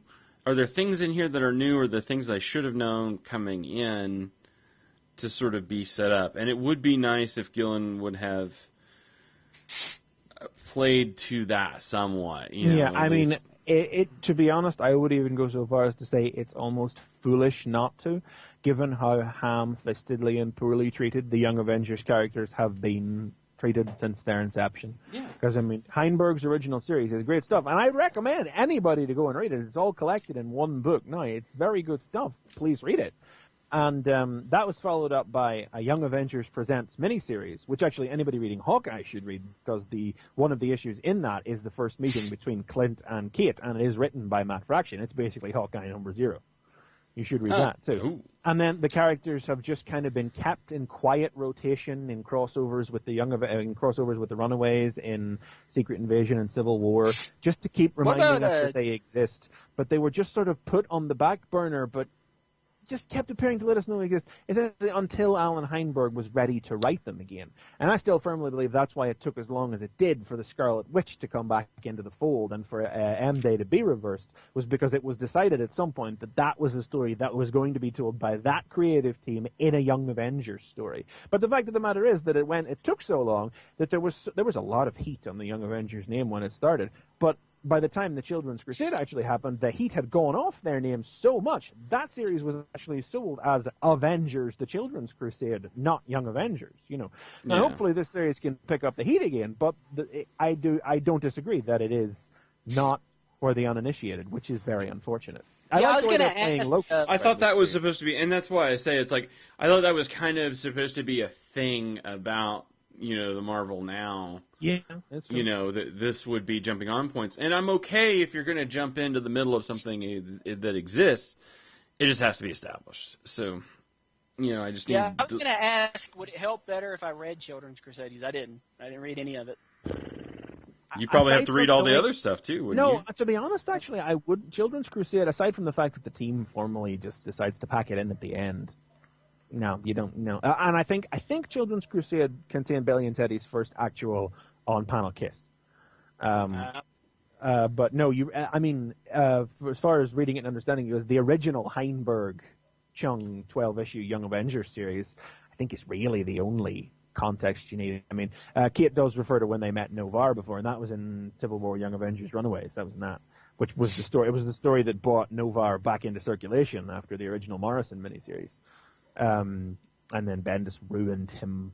Hopefully, I was going to say ruined him forever, but Gillen seems to be on the path to redeeming the character. Frankly, because Novar has got more going on for him in these 2 pages that he appears on than in the 4 years Bendis had a hold of the character. Good Lord. I can believe it, though. Shocking. It's the bad. God alone knows what Bendis was at. I love that in the credits, though, it has like all these people, and then at the bottom it says, what Novar was playing, Be My Baby. They were on it. Yeah. I mean, now, I have not read Phonogram by Gillen and McKelvey. It is on my list of stuff to read. But it is a similar sort of thing about young people and I'll call superhero. This is almost like superheroing as a subculture or a lifestyle choice. Young Adventures. And I'm looking forward to seeing where it goes, but I would understand if people are going off the first issue with no prior association with the characters will not be as open to it as I would. Yeah, I'm gonna check it out. So, I mean, I like the way they're playing Loki quite mysteriously in this, because as of the end of Journey into Mystery, no spoilers for anybody now who didn't read the end of Journey into Mystery, but Loki may not be what he was in that series. So this should be the legit Loki. Notionally, but yeah, I was thinking whatever Loki's doing, it's got to be bad. I immediately was thinking when he showed up, I was like, yeah, he's got to be doing something bad. See, that's good. The thing. My heart goes the other way because I've just spent like 2 years loving little Loki, honestly trying to do the right thing, even though it might be the trixiest means of getting it done. So I want to believe that whatever he's doing actually is probably for the betterment of whatever it is. You keep drinking that Kool-Aid, buddy. But it's like, I don't even know. And Gillen is deliberately keeping it mysterious because Loki is an enigma now following the end of Journey into Mystery. Yeah, it's a whole new thing, you know. So I mean, there's another thing where you get the love of the character carrying over to add an extra dimension to what you see in this comic. Yep. You want to know why I'm going to stick with this book? And it's not so much Novar. The characters. Well, no, I don't know the character. You like that? You like that scene in the opening? You like them abs? Yeah. He does have a great head. No, like I came in for Loki, but honestly, the real reason I'm going to stick with it is because I liked the Teen Titans, and God, that book sucks. And I hope that is the oddest reasoning ever.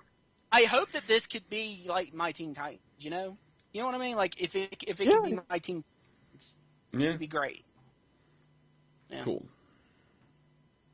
All right. Oh, and of course, we would have to say as well that the art is lovely. Oh, it is very nice. Yeah. It's very You clean. can't not let the McKelvey go by without a mention. Yeah. Absolutely. Great looking book. Everything else. I mean, if there are things unclear about it, it's certainly not the visual storytelling.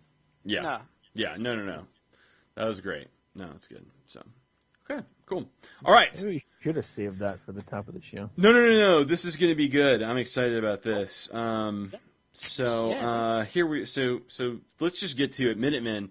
When we last left off, we were scared.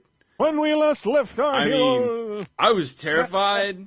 Like, I really thought that they were just going to... Oh, man. So, Chris, why don't you get to take us through, because you've been really championing this, so I think it's only right. Okay, well, someone else go and make a post on Twitter then, because that's what I was just about to do. So I'll go through this instead. Okay. Then you named it just go ahead and finish your post. I'll right. Well, this issue, we were terrified at the end of last issue. Yeah. Like, I peed a little because Night Owl had tracked or believed he'd tracked down the child killer who had been haunting the series up until now. Suspicion had been raised through some questionable panel juxtapositions over whether or not it was hooded justice, creating some very unpleasant associations between homosexuality and other unpleasant things that we were really, really, really worried about. And this issue is a real bastard because it kicks off jumping just a little bit into the future and leaving you guessing for a full half to 2/3 of the thing as to what the deal is. I was like, he did it, didn't he? No, I don't. I can't. I was like, this can't be. I don't know. It is, but I can't. It's like, I don't want it. Stop toying with me, comic. I mean, I don't really think we want to go into the details of how this plays out, since you simply should read this for yourself to see how it all pays off in the end. But yeah, it's I'm struggling to describe it, frankly. It uses tons and tons of lore from the Watchmen back material, from all the ancillary material and the text documents and newspaper clippings and everything that was in the original Watchmen. You know, I went back and read over it all again myself. I was like, oh yeah, and then there was that. Oh, and there was that, yeah. And all of the ideas of how Hooded Justice may or may not have been a circus strongman named Mueller, and how the comedian may or may not have hunted him down after the breaking up of the Minutemen, or how he may or may not have washed up dead on shore somewhere. All of this stuff is in there. With one brutal, like, vicious twist that basically almost, like, completely changes your way of viewing one particular character. Yeah. Oh, man. I really don't want to blow it. You know. Yeah, maybe we should. I don't know. Yeah, I feel weird really now. About all I want to say about. I think it would make interesting discussion if you wanted to blow it. Honestly, I don't. I really want people to go out and read this. I do, but in the sense I want to have the discussion as well. Come the summer, you're going to be able to get this in a hardback with Silk Spectre. You know, and that is something that I think we'll all agree that your money should go towards. Well, yeah, for sure. Yes. If you have not read those. And I would really like you to read this without knowing how this story viciously twists at the very end here. Yeah. Maybe when that comes out, do we want to wait and maybe when the trade comes out, then we can discuss? I mean, we can talk in guarded terms, you know. But it's, I mean, in it. I mean, once again, as with Silk Spectre, the comedian is practically the real star of Minutemen. Yeah. As of the end of this, you know. Well, in a sense, that's. I mean, I think that should be true or is true. I mean, if you think about Watchmen, or you think about the story. I mean, that's how it ends up being. I mean, it all hinges around the comedian. Yeah. And I think Darwin Cook. I think it's like of all the series, like of absolutely all of them, Darwin Cook is the one who clearly went back to Watchmen, dissected the way the Watchmen story worked and how it was artistically told, and took like made active use of the. I mean, to be fair, like he had a good mine of stuff to work with when it came to Watchmen, because there were, you know, mysteries left over from the Watchmen, and there were a lot of empty spaces to tell stories about the Watchmen, and where some of the other characters did not have room to really add big important stories to their backstory. But that is just why what Minutemen has turned out to be the best one, because it had that. You know? Mm-hmm. Yeah. Like, if somebody was going to tell this story, I'm glad it was Darwin Cook, because who else? Yeah. I think... I love New Frontier, and I think that's why it makes sense that it was him to do it. I think one thing that I think I can say is that it took one character who... You know, there's a lot of things that happen to a couple of different characters. It's not... One, the view is probably changed quite a bit, and it depends on which one you're talking about. But I think for one character, it took this back out of that sort of very superhero-y, honor, justice, you know, everything is right sort of world, and went, oh wait, this is supposed to be the real world. This is a real world in that respect, and things in the real world don't always happen along those fine, clear-cut black and white lines, or ink blots, or whatever. But they don't always happen that way. And a character that you think about maybe in that way, they become a little bit dirtier, you know, than you thought, no matter what the intention may be. And, you know, it just really, wow. I mean, that was... I mean, like, the original Watchmen, it doesn't idealize the Minutemen and their era, because it's very much about taking that shiny, squeaky clean, sharp lines, bright colors, golden age portrayal of the superheroes, and showing all the nasty, dirty things that went on behind the scenes of that, you know. Right.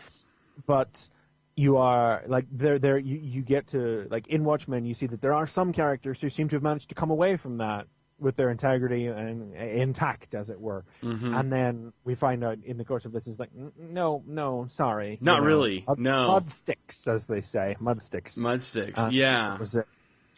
You know, he these characters, they I mean, I think that of the original Minutemen, I don't think anybody came away clean as of the end of yeah, this I one. think the one guy who looked like he made it. No. Ouch. Wow. I mean, in a way, almost is like, wow, that's probably worse than just about anybody. It went from a total 360 on it, but it completely works within the world, especially the way it plays out. I really wish this would have come out in 2012. God. Oh, man, you know, this would have easily... Because, like, if we would have read the last issue, maybe you know, we could have been, like, higher on this. We could have been, like, this was awesome. Well, this was a...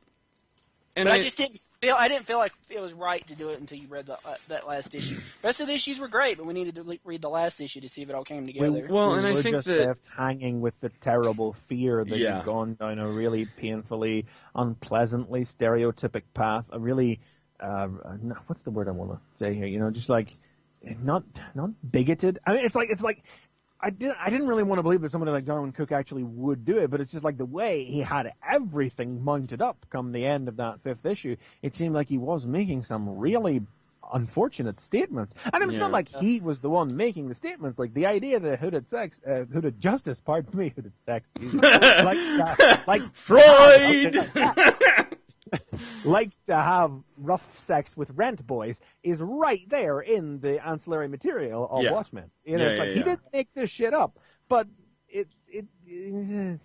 Well, I think the other thing that I think this does, and I think that one of the things that's making it and has made it, I mean, because this is, other than Spectre, this is the second one to complete. I mean, other than like the one shots, 1 or 2 shots. I think that it's really done, even more so than Silk Spectre, it's done what a good before Watchmen should do, which is sort of, and that's why I say about that particular character, it has sort of rounded that corner. You know, it's rounded off that cornered edge where it was like, you know, like you said, like everybody else made it out, you know, had all this other stuff, and then one character kind of, you know, made it out okay, and then now you're full circle with it, and it's like, okay, now this world really makes sense, you know. Now all the stuff is there, you know. I think if I go back and I look at, like, you know, after, you know, before Watchmen finishes, and I think back to it, I even counting Silk Spectre, I love Silk Spectre, it was great. I think that this is really the only before Watchmen. This is probably the only book that we should have got. Yeah, I mean, this is the one that really, I mean, like you said, a lot of the Minutemen stuff was implied or is in the ancillary. It wasn't really told. I mean, if it was just enough to get you through the bits that you needed. This really kind of gives a bit of justice, I think, to those the Minutemen characters. I'm certain that people who just did not like the whole concept of Before Watchmen could make the not incorrect argument that it does completely eliminate the deliberate sense of vagueness that Moore created with the fates of the characters, which it does. It does, but I think that was more out of in service of a good story. That's not what Moore was telling. That wasn't the story Moore was telling. Yeah, though, that was just the thing he was doing at the side. Yeah. You know, this was just things to make the world. He created the whole Minutemen and the backup stuff to make the world seem fleshed out. You know, to make it seem, and it's kind of like kind of think of the Star Wars prequels done well is what Minutemen is. I mean, it's not like you didn't need the prequel films. You don't need this, but this is good stuff done well. That's good to read and actually adds a bit of something without taking away. this is stuff that like I'm a huge fan of Watchmen. This is stuff that I would say you don't have to read it, but man, if you loved Watchmen, I think you'll probably really like this too. Yes. I mean, you don't have to have you it. know, I'm still struggling through like Rorschach, which is awful, and Night Owl, which is bad, and you know, these are stories that are telling stories you don't need told. You know, there's nothing in those things that are really giving you any more to, you know, they're more like other Watchmen stories rather than before Watchmen stories. Whereas this really is a before Watchmen story. You know, this is really giving you stuff that changes things that affect Watchmen, because it, you know, these are things that lead up into and affect other characters that go into the actual, you know, Watchmen story, whereas the others are just sort of backstory. I mean, even Ozymandias is just kind of like, okay, cool, you actually get to see him form his plan. Here is how I did it. Yeah, exactly. Yeah. I mean, Cook has had the advantage of, whether by coincidence or design, being given the characters who most need is perhaps... No, okay, you know what? In the case of Silk Spectre, need the fleshing out. Yes. We've said it before that Watchmen treats its female character, even the original Watchmen, as legendary as Watchmen is, treats its female characters very badly. Silk Spectre is a prop for the men's stories to be moved around to emotionally inspire them to do this, that, and the other. The Silk Spectres are just cockholes in those movies. Yeah. I mean, that's really all they do. She's got a whole mini-series building up her childhood and reputation and all the rest of it. And then over in Minutemen here, I mean, Silhouette is absolutely the breakout character of the Minutemen. Oh, yeah. She was the one whose entire thing was she died because she was a lesbian. You know, that's it. Yeah. Which again, even comes up in dollar bills. She's the real star of this, you know. I like that they are characters. Like at the end of this, it's not. I don't think it's giving away anything with this. But the thing that you know, Byron does, you know, for Night Owl in it, you know, at the part with the garage. And then, you know, he's like, Byron Lewis is my best friend. I love him not like a brother, but as a brother. And I cried on his shoulder because I knew this incredible gift was his goodbye. I was like, that's great. I mean, he's a real, almost like a real I mean, like he was like a small part of Watchmen. He's a reference that makes. Like, well, again, he was just more of a cautionary tale. Yeah.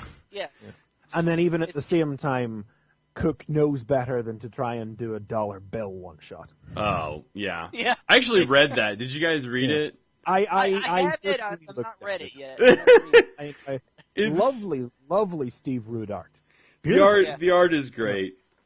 But the story is weird. How an actor put on a costume and then got stuck in a door and died. He's not even an actor. Nothing. He's not even an actor. He's a football player who was out of work. He just happened to look good. You know what I mean? He was born on the 4th of July. Yeah, his name's Bill. I mean, there's some quirky, funny things like these bank owner guys, which all look the same but have different names. And it does kind of go into how he never intended to be a superhero, you know, but kind of worked his way into it, and then he died. Yeah.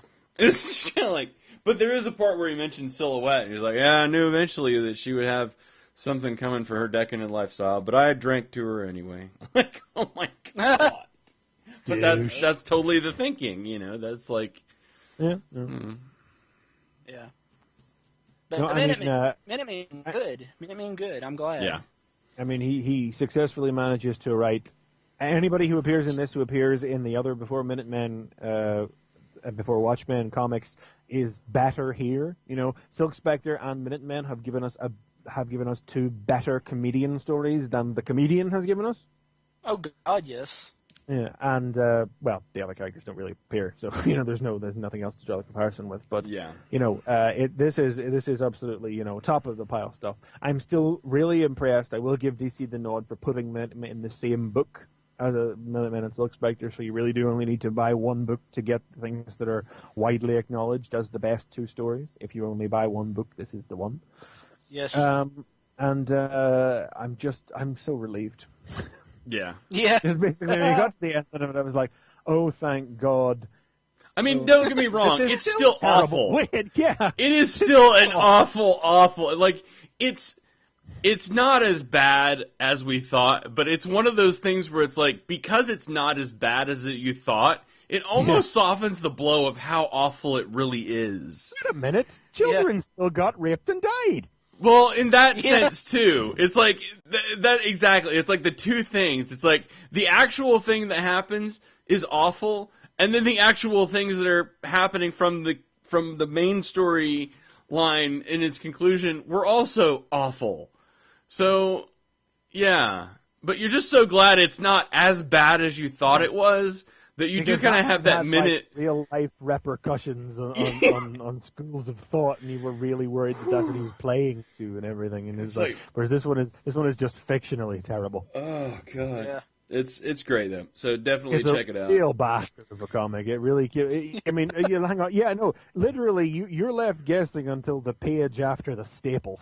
Yeah. Yeah. They shroud whatever happened after the end of the last issue in mystery up until you get past them damn staples in the middle. It's rough. It's rough, man. It's rough. But it's good stuff, so you should definitely check it out. Yeah. And hopefully we've talked in shrouded terms enough. I think that came off quite well. Yeah, I think for as much as we talked about it, we didn't say anything, so... All right. Well, there you go.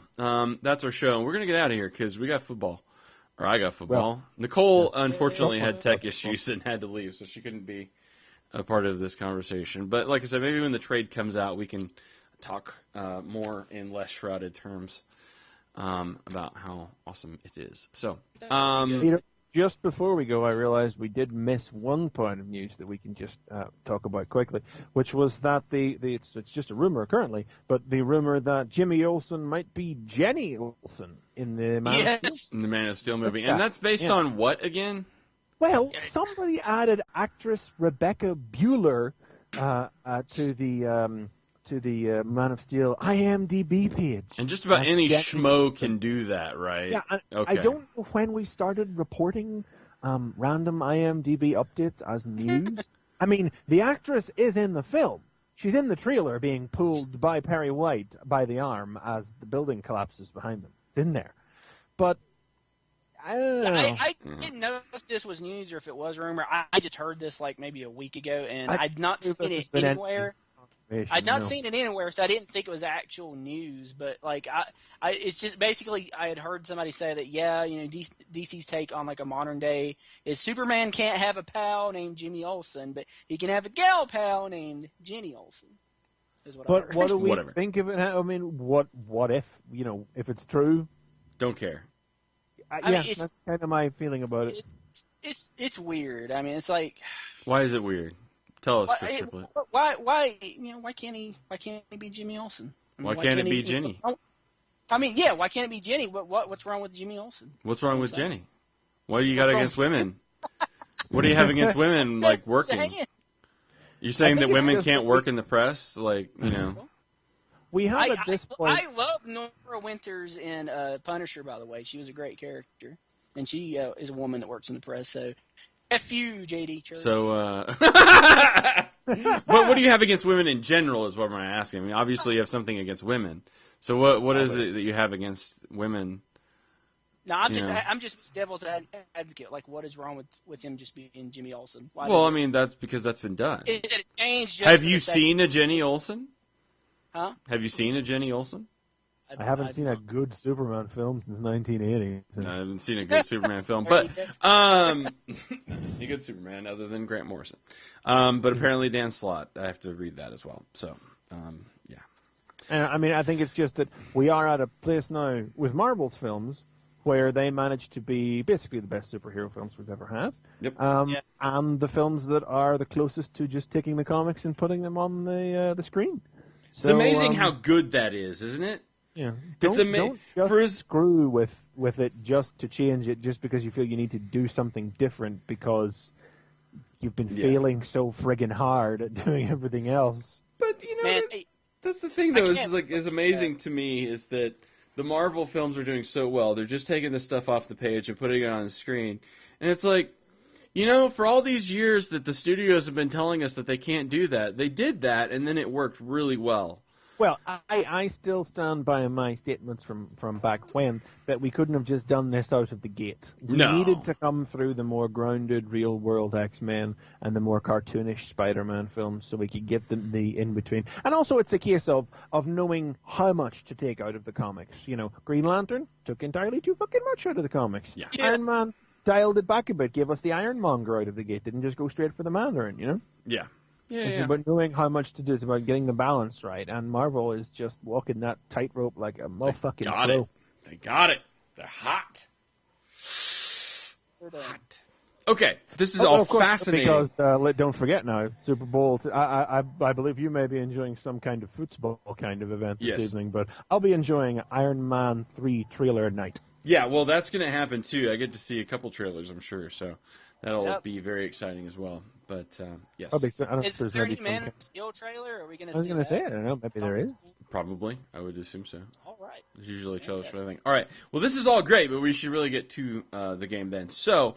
You have like 25 minutes. Dude, I've got to get food, yo. I've not You eaten. have to get food, McFeely. I mean, you can't I enjoy gotta get, I gotta get food food stuff. So, go to the website, fanboyversus.com. You can get the backlog of all the awesome shows. So if you want to hear us talk about the other issues of Minutemen or any of the stuff that we've talked about over the 134 episodes that we've done, you can totally do that.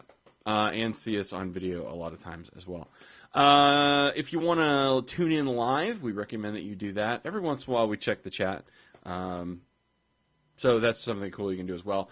So join us at 4 p.m. Eastern, 9 p.m. GMT. And that is on Sundays. And you go to tfradio.net/live to do that. Follow us on Twitter at FanboyVS. And then you can also catch us on any of the other shows that we do occasionally. Chris Triplett does Transformers shows sometimes. You did RFC every once in a while, right? No? I did one a couple of weeks ago. Yeah. If Brian says, hey, you want to do it, I say, okay. Wow. You should do it more often because we don't like Transformers anymore. So, so, and then Chris McFeely, what are you doing podcasting-wise? Where are you at? Are you doing anything else? I'm still appearing on the Underbase to review Robots in Disguise when that comes out, and the poop has hit the fan on that comic recently, so I'm looking forward to the next issue of that. I'm feeling bad. I have all of those issues laying around, and I haven't read any of them. So, and you need to read those. It is like there is just poop everywhere. I have fallen way behind. So, cool. All right. And I think we still have one more Transformers Rewind with me on it to go up as well. Yeah, I think so. Yeah, I think that may go up either this week. Maybe I'll be on a few more of those if I'm invited on. We should do that. I think we do need to record soon. So. And hey, you know what else we should probably promote on here, even though I don't know if it's happening or if I'm going to have anything to do with it, but it is Toy Fair next week. Oh, yes. And, thank you. Thank you. Yes. Toy Fair is next week. I believe we are going to be broadcasting before this show, starting at 1 Eastern. Check the RFC Twitter. It's at TF Radio. And so we're doing it Sunday this year, then. We normally do it Saturday. We normally do it Saturday. I think Brian was thinking that all the news, would be done, I guess, by Sunday. The schedule is a little bit different this year. So normally we do it on Saturday. I think the brunt of the stuff is going to be Sunday. So we're going to the way to work out is I think we're going to broadcast live, starting on like around 1, and then we'll just basically go for like 2 hours and then run into this show, I think. Yay. We're really planning this out. I mean, we really thought about it. So it's kind of snuck up on us this year. But yeah, it should be next weekend regardless. Keep an eye out on our Facebook and Twitter, and we'll release the details on that. I'll remind Brian to do that. So, so thank you. Yes. Toy Fair should be big. We've got a lot of stuff. There's been a couple of announced things that we haven't seen coming out of Transformers. It should be another decent year for Marvel stuff, toy-wise. I've got my one big theory, and you might have seen people talking about it, and it's because I got discussion kicked off about it on the AllSpark, and it spread out from there, which is that I suspect that the current run of IDW Transformers Spotlights are intended to be pack-in comics with new toys. Oh, that's my suspicion. People are talking about it now after I got some discussion started up. I think we'll get an Orion Pax, a Megatron, a Stealth Bomber Megatron, an ongoing Earth Mode Bumblebee, a Thundercracker, who's a repaint of War for Cybertron Starscream, a new deluxe Trailbreaker, and maybe more, because we don't know what else the spotlights are. This is my suspicion. This is supposed to be Generations year, so... Yeah. This is my suspicion. And then once I got the suspicion out there and people started talking about it, people dissected the Clayton Crane retailer incentive covers and started to realize that they're not the same designs as the characters inside the comics, and they seem to have kibble and switches on them. That seems to add some weight to my theory. So that is what I am expecting to see out of Toy Fair. That is my theory, and we will see, and you will all owe to me. So I like comics with my toys. I think that's neat. Yeah. So that, and then of course some of us are also interested in Power Ranger stuff because it's 20th anniversary. So there should be some cool stuff for that as well. But anyway, Alex Milne, artist of More Than Meets the Eye, is actually also in the chat there, and he's just saying that he hopes we'll enjoy what's coming up in More Than Meets the Eye, as well as Robots in Disguise, because I was picking up Robots in Disguise there. But yes, I mean, how can we not say Overlord happening in it? So you best believe that is to be looked forward to. Oh no, it's next week. Anticipating both issues very much. I mean, it's going to be. No, More Than Meets the Eye I haven't been keeping up on. It's almost like I've been. Like, that has taken so much of me that I just can't do robots yet. But I will. Like I've said before, I had to stop reading More Than Meets the Eye first because it kept spoiling things that came out. Properly. So, awesome. All right. So there you go. That's the show. Check out all that stuff. Be back with us next week. We're going to talk toys and then this. It's going to be big and crazy, but we won't have sports stuff. So. Again, hopefully Ravens win. So don't worry. We'll be okay. Yes. Don't worry. We'll be back on our regular schedule. So again, thanks so much for tuning in, and please tune in next time when it'll be Fanboy Versus.